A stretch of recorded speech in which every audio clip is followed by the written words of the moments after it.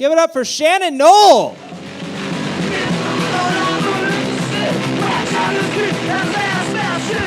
Keep it going for Tyler. Yes. Hell yeah, I'm feeling good. I got dressed like a 1970s stepdad, and now I feel great. This is like my wheelhouse. This feels good. I know it's not fall. I pulled out the corduroy already. I couldn't wait. Okay, yeah. How's your all summers going? Good? I said that right? How's your all summers going? Good. Good? Good. You guys are all, yeah. You guys, everyone's smiling. I like it. I got my summer off to a real bad start. I started off my summer by breaking my dick fingers. I broke these two fingers. If you take in the haircut, you'll know what I'm talking about. You guys ever tried to fuck with your non-dominant dick? It sucks. Like the worst, right? Man, I tried to jump over a turnstile on the CTA. Don't do that. You might save $225, but you're going to pay a lot of medical bills. And I went to the ER, and the doctor was putting the splint on my hand, and he was like, "Oh, you got really small fingers." And I was like, "Screw you, dude! I got big swinging fingers." Yeah. 9 inches long. Oh. Stupid. Man. I don't know. I like adventure, though. I like jumping over turnstiles. I like adventure. I like riding my bike. I took a job because I liked adventure when I was like 18 years old. I was a chicken wing delivery driver. It's good. I took that job because I like to look into people's houses. What I didn't realize is you don't want to look in the houses of people who order chicken wings. Like, you want to, maybe sushi, but not chicken wings. So I took this job, and the first house I got to, this woman opened the door, and just this smell of powdered cheese came out, and I was like, no, I don't need to know what's going on in there.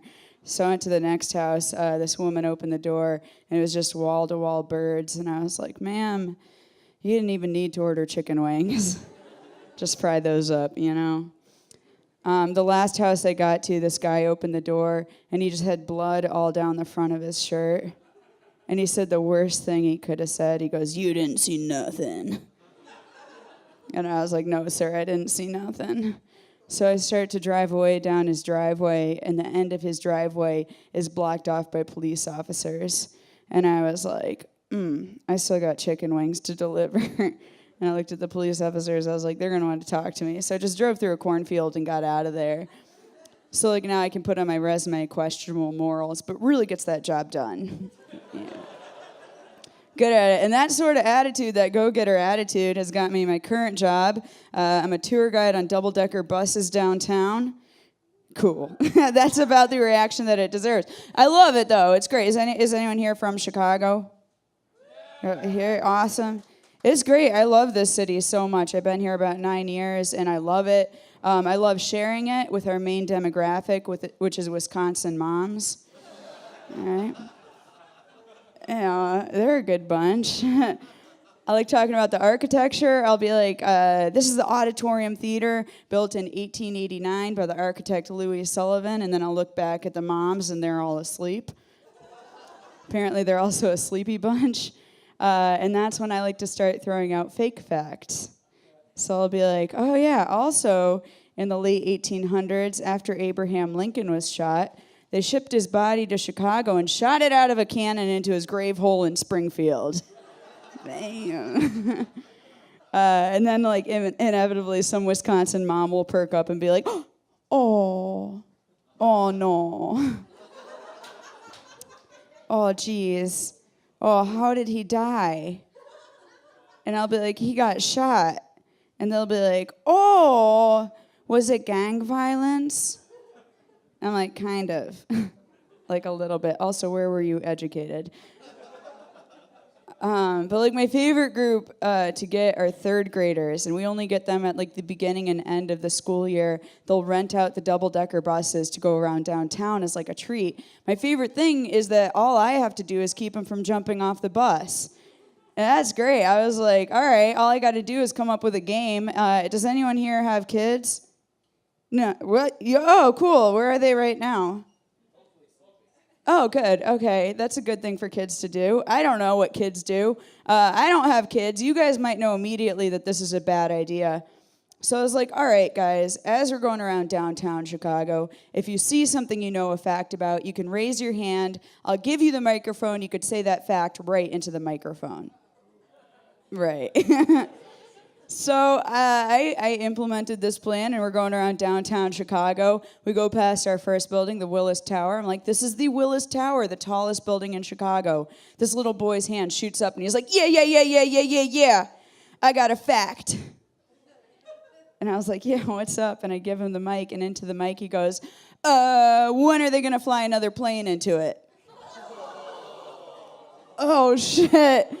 I snatched the mic back from him, and I was like, that wasn't even a fact. Come on, man. That was a question. So, like, I'm too lazy to come up with another game.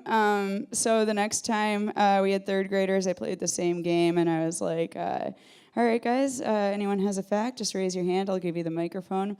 We're going past the Chicago federal courthouse, the Durkin courthouse. I was like, this is our federal courthouse. And this little girl's hand slowly goes up, and she's like, yeah, I got a fact. And I was like, yeah, what's up? And into the mic she goes, this is where my parents fought for custody over me. Oh, I felt so bad after that one. I was just like, oh, man. I took the mic back from her. I'm like, I'm so sorry. And also, why the federal courthouse?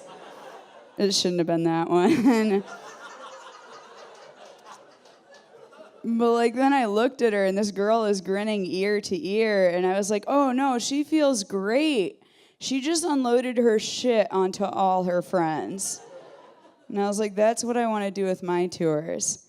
So now if you take my tour, it looks like this. This is the bar where I peed on my shoes. This is Columbia College, where my diploma still sits because I refused to pay a $5 library fine. This is where I got fired from a job. Also, Ferris Bueller's dad's building. And then at the end of the tour, I'll be like, everyone get off the bus. I'm pretty sure my dad is gay. It's a lot to reveal to you guys. Sit with it. I do. No, I don't think he's gay. I wouldn't out him to a bunch of strangers if I thought he was actually gay. He's just the only grown man I know who blushes when he talks about Weird Al Yankovic, which is, like, pretty gay. That's really gay, and I eat pussy, so... I don't know. I hit this point at work recently. I think you hit this with every job where your coworkers will start telling you about their dreams, right? So, like the other day, it's really weird because it's a lot of information. My manager walked up to me and he was like, Shannon, I had a dream about you last night. And I was like, ooh, racy. HR, what's up? And he was like, no, don't get me wrong. It was the zombie apocalypse. Everyone was dead. Except you popped out of a pile of zombies with ammo strapped across your chest, holding an AK-47. And I was like, a man has never successfully hit on me before. But, like, I'm going to marry that dude. All right, thank you guys. You have been great.